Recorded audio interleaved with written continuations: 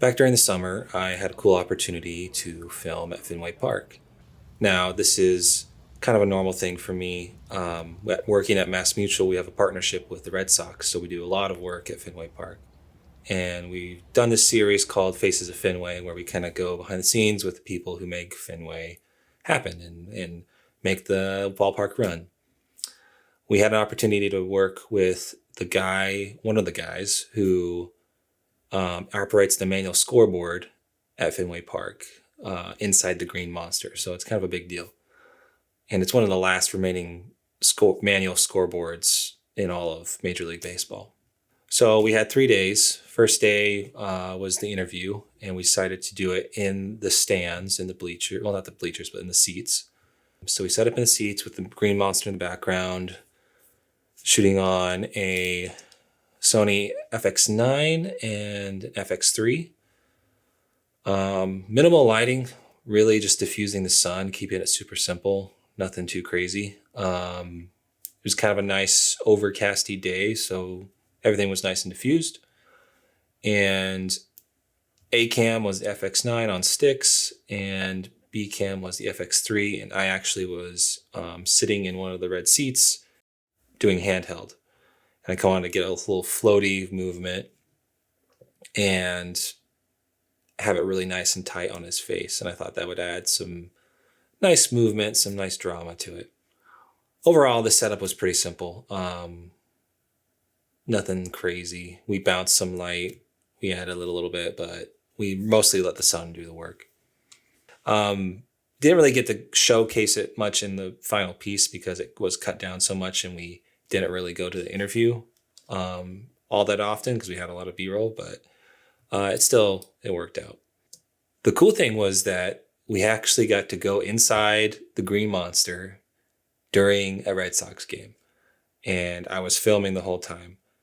Well, not necessarily the whole time, but when action was happening, I was filming. I was getting B-roll. It's really cool to be in there. I've never really been in there. It's pretty crammed, and there's not a lot of light, but it was a lot of fun. I got to sign my name on the inside of the wall, which there's a lot of signatures on there, but my name's on there. So if you ever go in the wall, you'll see my name by the little, the window that he looks out of. But yeah, it was an interesting challenge. We knew going into it that there's not a lot of lighting, and we were trying to figure out, okay, what's this lighting situation going to be like? Do we need to add lights? Do we need to set up lights? We decided not to add any lights because there's light coming in. And the reason why I chose the FX3 was because of that dual base ISO. So when you can kick it into 12,800, like inside that wall, inside that area, like 12,800 is perfectly fine. I had to put some ND on it. So it was working really well for us having that small camera in there. And we wanted it to be small and compact and be able to move around because I'm following action. It's pretty cramped in there. There's a few people in there with me. And I didn't want to get in the way of what they were doing because they're functioning during the game. I don't want to stop them from doing their job. So I wanted to be kind of a fly on the wall, but be right in on the action. So shot on the FX3 with the 24-70, and it worked like a dream. There was also times during the game where I had to go outside with our guy because he had to change some scores on the outside of the board. So it was nice to switch back to the lower ISO of 800 and be outside in the sun. And switching back and forth really helped us to be nimble and quick. And a lot of times with documentary, you're following action. You don't really have time to kind of say, hey, let's do this again. Moments happen and you have to be ready to go. You have to have all your settings on point. So making sure you have a rig that keeps you flexible is really important.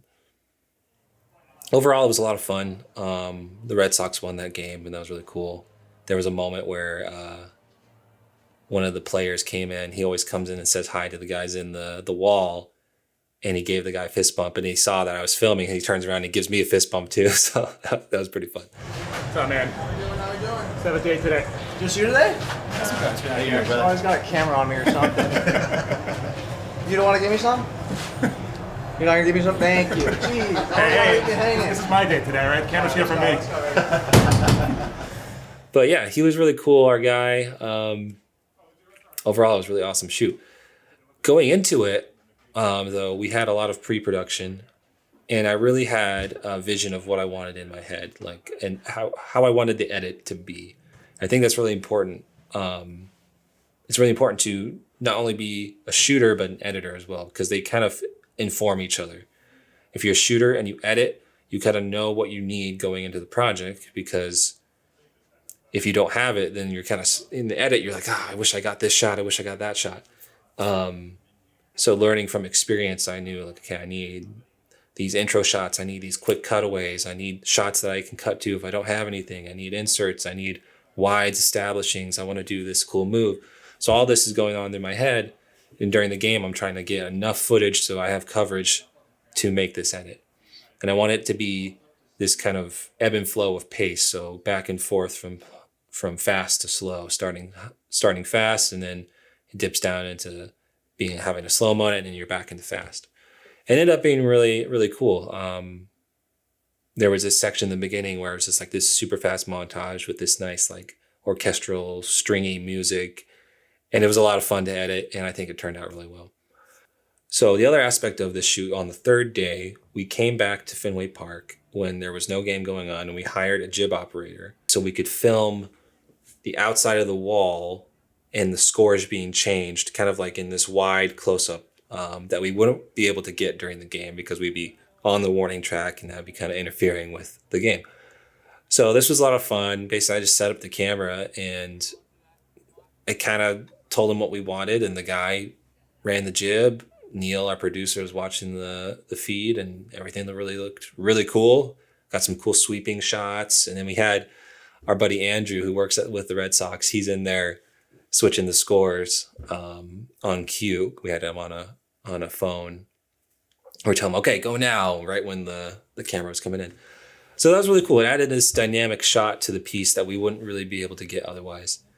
I think that's a really big important part of this whole production, was showing things that people don't normally see with their eyes. That's something that we get to do as filmmakers, is we get to go take our audience into a place they wouldn't normally go and kind of tell that story. And with your camera, if you're just a shooter, you just, always be thinking about, what can I show that people don't normally see? How can I get this really close-up shot, or this super wide shot, or this unique angle that nobody usually is able to see for themselves? And that's what my producer Neil always talks about, is finding shots that, people don't normally get to see. And that's what kind of separates your work from other people's work.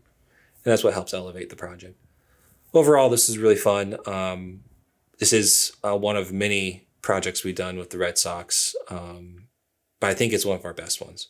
So really happy to work on it, and I always love going to Fenway Park.